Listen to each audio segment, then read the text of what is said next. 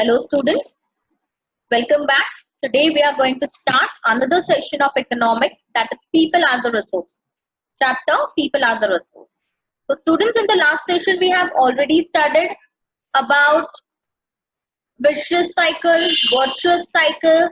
Then we have studied about economic activities, primary, secondary, tertiary, and the main concept, you can say people as a resource. The importance of people as a resource. Every person is important. You can invest in the person, and in returns in future you'll get a desired result.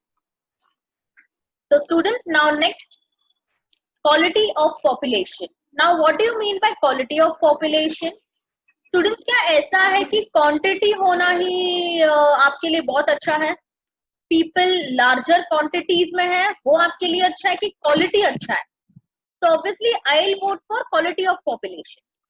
Larger quantities, crore में population है, but अगर वो population की quality ही नहीं है तो क्या फायदा? जैसे आपको एग्जांपल दूं मैं, आप अगर कोई प्रोडक्ट ला रहे हो, कुछ खाने की चीज ला रहे हो, एंड आप उसको टेस्ट कर रहे हो तो क्वालिटी अच्छी नहीं लगी आपको, तो क्या करोगे? आप उसे फेंक दोगे, आप नेक्स्ट टाइम उसे नहीं खरीदोगे. तो सिमिलरली ह्यूमंस जो है उनकी क्वालिटी अच्छी होनी चाहिए तो ही उनकी वैल्यू होती है. So let's study about quality of population. हमारे यहाँ पर पॉपुलेशन बहुत ज्यादा है, बट क्वालिटी इतनी अच्छी नहीं है हमारे पॉपुलेशन की. Some are literate, whereas some are illiterate.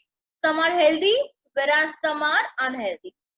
So quality of population depends upon literacy rate, health of a person, indicated by life expectancy, and skill formation acquired by the people of the country. तो students, quality किस पे depend करती है population की? Obviously literacy, पढ़े लिखे हैं नहीं है, हेल्थ, अच्छी हेल्थ है नहीं है. अगर अच्छी हेल्थ है तो क्वालिटी बहुत अच्छी है पॉपुलेशन की. अगर अच्छी हेल्थ नहीं है लोगों की तो क्वालिटी बकवास है. एंड अगर लिटरेट एंड हेल्दी हो तो आपकी एक्सपेक्टेंसी अच्छी होती है, लाइफ एक्सपेक्टेंसी. अगर आप हेल्दी रहोगे, फिट रहोगे, तो आप ज्यादा साल जीने का चांसेस है. आप में ज्यादा स्किल्स फॉर्म होंगे. अगर आप लिटरेट हो तो क्या होगा स्टूडेंट्स? स्किल्स इजीली जनरेट होंगे, बिकॉज लिटरेसी में ही क्या होता है, अगर आप लिटरेट हो तो स्किल्स जनरेट करने की कैपेबिलिटी आप में होती है. तो हम देखेंगे क्वालिटी ऑफ पॉपुलेशन किस पे डिपेंड करता है? Literacy rate, health, indicated by life expectancy, skill formation acquired by people of the country. The quality of the population ultimately decides the growth rate of the country. Literate and healthy population are an asset. अब हम देखेंगे quality जो है वो क्या decide करती है कि कंट्री कितना ग्रो करेगी. आप देखोगे जो कंट्री में पॉवर्टी है, जो कंट्री में लिटरेसी नहीं है, वो कंट्री डेवलप नहीं करती ज्यादा. वहां पर ग्रोथ रेट अच्छा नहीं होता है, बिकॉज पीपल जो है अल्टीमेटली पीपल ही है, वही क्या है, एजुकेटेड नहीं है, अनहेल्दी है.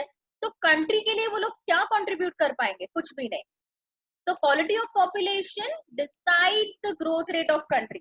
If the quality of population is you can say on a higher side, positive है, क्वालिटी बहुत अच्छी है लोगों की, तो वो कंट्री का ग्रोथ रेट क्या हो जाएगा स्टूडेंट्स? बहुत अच्छा हो जाएगा. जैसे एग्जांपल दो, जापान. जापान में पॉपुलेशन जो है उसकी क्वालिटी बहुत अच्छी है, वहां के लोगों की हेल्थ बहुत अच्छी होती है, and as well as literacy भी वहां पर बहुत चीपली अवेलेबल है. तो वहां पर हम देखेंगे अगर वो चीपली अवेलेबल है तो वहां के कंट्री का ग्रोथ भी ज्यादा होता है, because people will be able to work harder. Last statement students, but not the least, literate and healthy population are an asset. ये तो हमें पता ही है, अगर पढ़े लिखे हो, हेल्दी हो तो एसेट है. आज आपके घर में भी पढ़ा लिखा कोई रहेगा तो उसकी ज्यादा वैल्यू, उसे एसेट माना जाता है. एंड अगर दूसरा ब्रदर लिखा पढ़ा लिखा नहीं है, हेल्दी नहीं है, तो उसे एक लाइबिलिटी माना जाता है, बोझ माना जाता है. Education. Sakal's education in the initial years of his life bore him the fruits in the later years in terms of good salary and good job. तो स्टूडेंट्स, मैंने आपको बोला था सकल एंड विलास का एग्जाम्पल पढ़ने, तो आपको पता चला होगा वो एग्जाम्पल के थ्रू कि सकल जो है उसने, बोल सकते हो, अपनी लाइफ में इनिशियल इयर्स में स्ट्रगल किया, पढ़ाई की, एंड इन रिटर्न जब वो बड़ा होता है, जब वो जॉब करने चाहता है तो उसे बहुत अच्छी सैलरी मिलती है एंड बहुत अच्छी जॉब मिलती है, सॉफ्टवेयर इंजीनियरिंग की जॉब मिलती है. तो यहाँ पर सकल खुद एजुकेट हुआ, उसके फादर मदर ने सोचा कि सकल को एजुकेट करे, तब जाके सकल की लाइफ क्या हो गई स्टूडेंट्स, चेंज हो गई totally. We saw education was an important input for growth of Sakal. अब सकल स्टूडेंट्स कैसे डेवलप हुआ? Just because of education. Education मिला उसे, तब जाके उसका डेवलपमेंट हुआ। It opened new horizon for him, provided new aspiration and developed values of life. Students आपको एजुकेशन मिलेगा तो आपके लिए नए नए फील्ड रास्ते बनेंगे, नई नई दुनिया बनेगी बोल सकते हो। तो आप अगर लिटरेट हो रहे हो, आप 10th पास हो, तो आपके लिए जो ओपनिंग है वो कम है, आप जो है वो वाइडर रीच तक नहीं पहुंच सकते, आपके लिए जॉब्स रहेगी वो बहुत लिमिटेड होगी एंड अच्छी भी नहीं होगी। लेकिन आप अगर एमबीए कर रहे हो तो क्या होगा स्टूडेंट्स, एक न्यू होप दिखेगा आपको, आपके लिए एक न्यू होराइजन क्रिएट होगा एंड आपके लिए एक नया फील्ड वगैरह बनेगा जहां पर आप अपनी लाइफ की वैल्यू सीख सकते हो, उसे डेवलप कर सकते हो एंड आप बहुत एफिशिएंटली काम कर सकते हो। तो ये सारी चीजों के लिए स्टूडेंट्स एजुकेशन बहुत ज्यादा इंपॉर्टेंट है। नॉट ओनली फॉर सकल, education contributes towards the growth of society also. सुना होगा अगर एक पर्सन एजुकेटेड है तो वो दूसरे 10 को एजुकेट करता है। तो एक पर्सन अगर एजुकेटेड है तो पूरी सोसाइटी को क्या मिलता है स्टूडेंट्स, एजुकेशन मिलता है एंड सोसाइटी का भी ग्रोथ होता है। It enhances national income, cultural richness and increases the efficiency of governance. National income बढ़ाते हैं, अगर समझो एग्जांपल देती हूँ मैं आपको, पहले सिर्फ 1 लाख पीपल क्या थे, एजुकेटेड थे, आउट ऑफ 10 लाख अज्यूम कीजिए कि इंडिया का पॉपुलेशन 10 लाख है एंड उसमें से 1 लाख जो है वही एजुकेटेड है। तो 1 लाख पीपल जो है वो कंट्रीब्यूट करते हैं नेशनल इनकम, मतलब टैक्स भरते हैं etcetera, because they earn very much. अब थोड़े रिसेंट टाइम्स में गवर्नमेंट ने पॉलिसीज बनाई कि सबको एजुकेट करना है। तो हम देखेंगे कि 1 लाख पीपल जो एजुकेटेड थे, कमिंग ईयर्स में with in a gap of you can से 10 ईयर्स, 10 साल बाद देखोगे तो 6 लाख पीपल एजुकेट हो गए। 6 लाख पीपल को एजुकेशन मिला, तो 6 लाख पीपल जो है वो नेशनल इनकम में कंट्रीब्यूट करेंगे एज इनकम टैक्स। आपके घर पे भी इनकम टैक्स भरते होंगे, आपके फादर मदर जो भी काम करते हैं वो टैक्स भरते होंगे, तो वो टैक्स कहाँ जाता है, गवर्नमेंट के पास, हमारे नेशनल इनकम में ऐड होता है। तो पहले 1 लाख पीपल टैक्स भरते थे एंड नेशनल इनकम कंट्रीब्यूट करते थे उसमें। अब 6 लाख पीपल कर रहे हैं, मतलब सोचो 5 लाख से बढ़ गए, तो हमारे गवर्नमेंट जो है उसमें पैसा भी बहुत आ जाएगा, कल्चरल रिचनेस आ जाएगी, कंट्री रिच हो जाएगी एंड गवर्नमेंट भी एफिशिएंटली काम कर पाएगा। There is a provision made for providing universal access, retention and quality in elementary education with a special emphasis on girls. तो स्टूडेंट्स गवर्नमेंट ने बहुत सारी पॉलिसीज बनाई है। प्रोविजंस का मतलब होता है बोल सकते हो बेनिफिट्स दिए हैं या फिर तरीके दिए हैं कि आप कैसे एजुकेट करो लोगों को। That is how will you provide universal access to education, मतलब हर जगह पर आप वर्ल्ड में कहीं भी रहते हो तो आपको एजुकेशन एक्सेसिबल है, इसलिए हम यूनिवर्सल बोलते हैं उसे। फिर retention and quality in elementary education, elementary that is compulsory. Retention मतलब क्या होता है स्टूडेंट्स, कुछ स्कूल्स में सिर्फ नाम के लिए ही एजुकेशन बोल सकते हो, नाम के लिए ही स्कूल में एंट्री ली जाती है।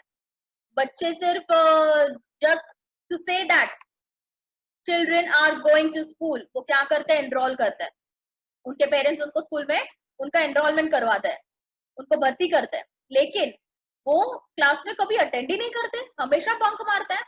तो ये चीज नहीं होने के लिए हमारी गवर्नमेंट ने बहुत सारे प्रोविजंस बनाए।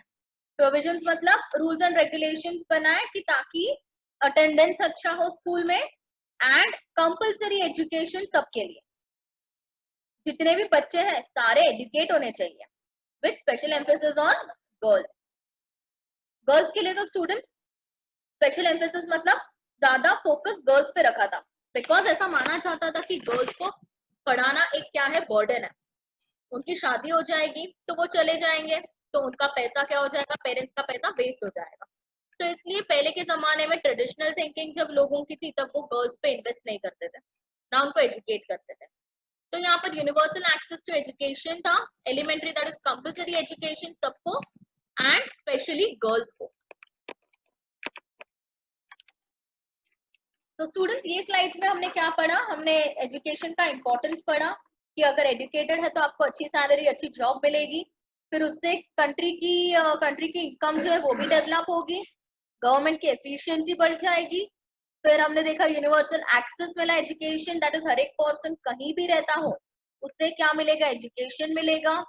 फिर एलिमेंट्री एजुकेशन इंट्रोड्यूस किया, that is compulsory education and it was much focused on girls. There is also an establishment of pace setting of schools like Navodaya Vidyalaya in each district. अब students education हमने देख लिया, चलो compulsory है, लेकिन schools भी तो होनी चाहिए, लोग जाएंगे कहाँ? आप रूरल एरियाज में देखोगे, कुछ रूरल एरियाज में तो वहां पर schools नहीं होते, तो वहां के लोगों के पास ऑप्शन नहीं होता कि पढ़ना है लेकिन जाए कहाँ। तो इसीलिए कंपलसरी एजुकेशन के साथ साथ एस्टैब्लिशमेंट ऑफ स्कूल्स भी, मतलब स्कूल सेटअप करना स्टार्ट कर दिया। दैट इज स्पेस सेटिंग का मतलब फास्ट, बहुत ही स्पीडी काम किया ये। हर एक विलेजेस में, हर एक डिस्ट्रिक्ट में क्या होना, स्कूल्स होना, primary school, higher secondary school etcetera. उसको हम नवोदय विद्यालय बोलते हैं, that is nothing but school. Vocational streams have been developed to equip large number of high school students with occupations related to knowledge and skills. Now students, vocational streams क्या होता है?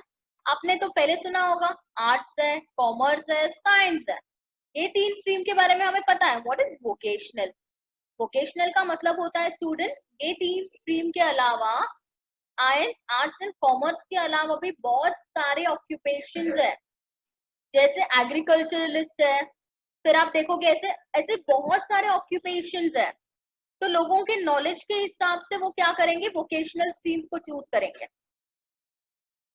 तो knowledge and skills के accordingly people क्या कर सकते हैं, students क्या कर सकते हैं, हाई स्कूल वाले वो 12th के बाद वोकेशनल स्ट्रीम्स ज्वाइन कर सकते हैं। अब उन्हें आर्ट्स, साइंस एंड कॉमर्स में इंटरेस्ट नहीं है, उन्हें एग्रीकल्चर में इंटरेस्ट है, तो वो क्या करेंगे, अपने नॉलेज को यूज करके वो वोकेशनल स्ट्रीम्स में एक्सेल करेंगे। The plan outlay on education has increased from rupees 151 crore in the first plan to rupees 3766.90 crore in the 11th plan. So education पे कितना खर्चा करना है स्टूडेंट्स, 151 करोड़ खर्चा किया गया था, प्लान बनाया था कि हम क्या करेंगे, स्कूल सेटअप करने के लिए एक्सेट्रा विलेजेस में, फिर और कंपल्सरी एजुकेशन के लिए, नोटबुक्स वगैरह, टीचर्स को सैलरी देने के लिए। तो ये सारा खर्चा मिला के कितना था, रुपीज 151 करोड़, रुपीज 151 करोड़ खर्चा था, प्लान था। लेकिन इसके अलावा हम देखेंगे 151 करोड़ तो सिर्फ एस्टिमेशन था, लेकिन इसमें बहुत ज्यादा इंक्रीज हो गया। फर्स्ट प्लान में 151 करोड़ था, 11th प्लान में 3766.9 करोड़ हमारा बजट बन गया एजुकेशन के लिए। तो स्टूडेंट्स कहाँ 151 एंड कहाँ 3766 करोड़, बहुत डिफरेंस है। पहले फर्स्ट प्लान में 151 करोड़ स्पेंड करना था ऑन एजुकेशन गवर्नमेंट को, एंड 11th प्लान में उन्होंने बनाया, उनका बजट आया 3766 करोड़ स्पेंड करना एजुकेशन पे। तो आप सोच सकते हो कितनी सारी स्कूल सेटअप हो गई है 10 इयर्स में। Literacy is not only a right, but it is also needed if the citizens are to perform their duties and enjoy their rights properly. अब स्टूडेंट्स, लिटरेसी एक राइट नहीं है, ये काइंड ऑफ बोल सकते हो आपके लिए जीने के लिए एक नेसेसिटी है। आपके ड्यूटीज, आपके राइट्स को एंजॉय करने के लिए आपके लिए क्या है, लिटरेट होना बहुत जरूरी है। So literacy is not only a right, it is also needed if the citizens are to perform their duties and enjoy their rights properly. तो इनको ड्यूटीज एंजॉय, अपने राइट्स एंजॉय करने हैं, ड्यूटीज परफॉर्म करने हैं, तो लिटरेट होना बहुत जरूरी है। However, a vast difference is noticed across different sections of the population. अब आपने देखा रहेगा कोई स्टेज में एजुकेशन बहुत आगे है, वहां पर पीपल बहुत एजुकेटेड है। कुछ स्टेट में देखोगे तो एजुकेशन मैटर ही नहीं करता, वहां के लोगों को एजुकेशन की इंपॉर्टेंस ही नहीं। फिर आप सोसाइटी की बात करो तो वुमेन जो है, कभी कभार कोई स्टेट में वुमेन हाईली एजुकेटेड है तो कहीं पर मेन हाईली एजुकेटेड है, कहीं पर बच्चों को तो एजुकेशन मिलता ही नहीं है। तो हम देखेंगे अलग अलग जगह पे डिफरेंसेस है, सेक्शंस ऑफ पॉपुलेशन जो डिफरेंट सेक्शंस ऑफ पॉपुलेशन, वहां बहुत डिफरेंसेस है। Literacy among male is nearly 16.6% higher than females, and it is about 16.1 higher in urban areas as compared to rural areas. तो लिटरेसी अमंग मेल कितना है students, मतलब mails में literacy कितनी है 16.6% हायर देन फीमेल। मतलब यहाँ पर हम देखेंगे रेशियो बताया है, फीमेल्स कम एजुकेटेड है एंड मेल्स ज्यादा एजुकेटेड है। एंड अर्बन एंड रूरल को भी कंपेयर किया है कि रूरल में एजुकेशन कम है एंड अर्बन में एजुकेशन ज्यादा है। In 2011, literacy rates varied from 94% in Kerala to 62% in Bihar. Students यहाँ पर 62% भी ज्यादा दिया हुआ है, एक्चुअली देखने चाहोगे तो वहां पर तो एजुकेशन नाम का है सर। तो 2011 की बात करें तो लिटरेसी रेट जो है केरला में जाओगे तो 94% of the population were literate, बहुत ज्यादा पॉपुलेशन लिटरेसी वहां पर बहुत ज्यादा थी। एंड बिहार की बात करें तो लीस्ट एजुकेटेड स्टेट में काउंट होता है, मतलब वहां पर पॉपुलेशन 62% पॉपुलेशन इस बोल सकते हो लिटरेट है। The primary school system has expanded to over 8.41 lakh in 2015 and 16. अब प्राइमरी स्कूल की बात करें स्टूडेंट्स तो बोल सकते हो कि बहुत ज्यादा सेटअप हो गई थी, 8.41 लाख जो है इतने ज्यादा बोल सकते हो कि प्राइमरी स्कूल सिस्टम एक्सपांड हो गई थी, सब जगह पे प्राइमरी स्कूल सेटअप हो रही थी। Unfortunately, this huge expansion of schools have been diluted by the poor quality of schooling and high dropout rates. Students, आपको मैं एक लाइव एग्जांपल देती हूँ। बीच में रिसर्च हुआ था गुजरात में, गुजरात में टीचर्स के बोल सकते हो वहां पर रिसर्च कंडक्ट हुआ था एंड टीचर्स का इंटरव्यू लिया था। ये आज तक आपको पता होगा न्यूज चैनल, उसमें बताया था। तो वहां पर आप देखोगे तो टीचर्स का जब इंटरव्यू लिया था तो टीचर्स को इंग्लिश बोलने नहीं आ रहा था, मतलब इंग्लिश में कैसे स्पेल करना है, क्या स्पेलिंग होती है, क्या है, वो कुछ नहीं आ रहा था। तो स्टूडेंट सिर्फ इंफ्रास्ट्रक्चर या स्कूल बना के छोड़ देना काम नहीं है, स्कूल में बोल सकते हो क्वालिटी ऑफ टीचिंग होना चाहिए जिससे ड्रॉप आउट रेट्स कम हो जाएंगे। ड्रॉप आउट मतलब स्कूल छोड़ के भाग जाते हैं बच्चे, बोलते क्या पढ़ने का, इसमें इंटरेस्ट ही नहीं है, बिकॉज टीचर्स इंटरेस्टिंग नहीं बनाते, टीचर्स भी सिखाते नहीं, आके बैठ जाएंगे टाइम पास करेंगे तो कैसे चलेगा। So this huge expansion of schools has been diluted by poor quality of schooling and high dropout rate. ये स्कूल तो एक्सपांड हो रहे हैं प्राइमरी स्कूल, लेकिन डाइल्यूट हो गए, मतलब धीरे धीरे खत्म हो रहे हैं, कोई जा नहीं रहा है, खोखा बन गया है सिर्फ। क्यों? Because of poor quality of schooling and high drop out rate. High drop out मतलब लोग स्कूल से निकलते हैं। सर्व शिक्षा अभियान is a significant step towards providing elementary education to all children in the age group of 6 to 14 years by 2010. तो students ये बहुत इंपॉर्टेंट है। सर्व शिक्षा अभियान मतलब सारे लोगों को क्या मिलना चाहिए, शिक्षा मिलनी चाहिए, एजुकेशन मिलना चाहिए। कौन से एज ग्रुप के? 6 to 14 years। कंपल्सरी है, 6 से 14 साल के बीच में जितने भी बच्चे रहेंगे they have to be compulsory educated। उनके पेरेंट्स को भी क्या किया जाता है, बोला जाता है कि इनको एजुकेट करना है। तो ये बहुत ही इंपॉर्टेंट स्टेप है गवर्नमेंट का, ताकि हमारा जो चाइल्डहुड है, बोल सकते हो कि सेक्शन ऑफ पॉपुलेशन चिल्ड्रन जो है, इनको अच्छा एजुकेशन मिल जाए, बेसिक एजुकेशन मिल जाए। इसलिए सर्व शिक्षा अभियान क्या किया गया है, एक सिग्निफिकेंट स्टेप लॉन्च किया गया। So students, this was all about today's session. Thank you.